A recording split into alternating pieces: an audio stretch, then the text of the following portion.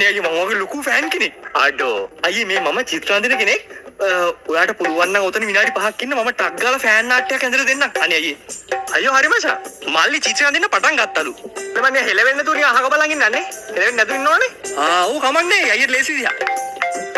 කොල්ල මචං මේ කෝල් එකක් කරලා ගත්තර කමක් නැද්ද? කමන්නේ. එයි බං.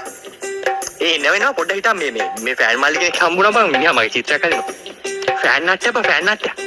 අයියේ ඇඳලා ඉවරයි. අඩු මේ පොඩ දියන් ඈ. අඩු විනාඩි 5ක්වත් ගියේ නේද බං. දියම්බල. ෆෑන් නාට්‍ය හොඳයිද අයියේ?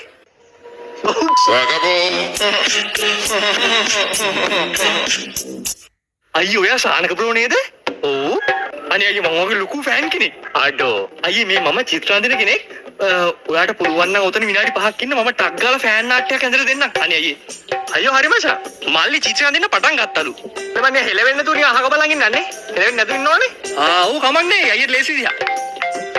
කොල්ල මචං මේ කෝල් එකක් කරලා ගත්තර කමක් නැද්ද? කමන්නේ. එයි බං.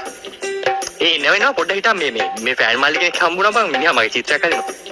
ෆෑන් නාට්‍ය බං ෆෑන් නාට්‍ය. අයියේ ඇඳලා ඉවරයි. අඩු මේ පොඩ දියන් ඈ. අඩු විනාඩි 5ක්වත් ගියේ නේද බං. දියම්බල. ෆෑන් නාට්‍ය හොඳයිද අයියේ?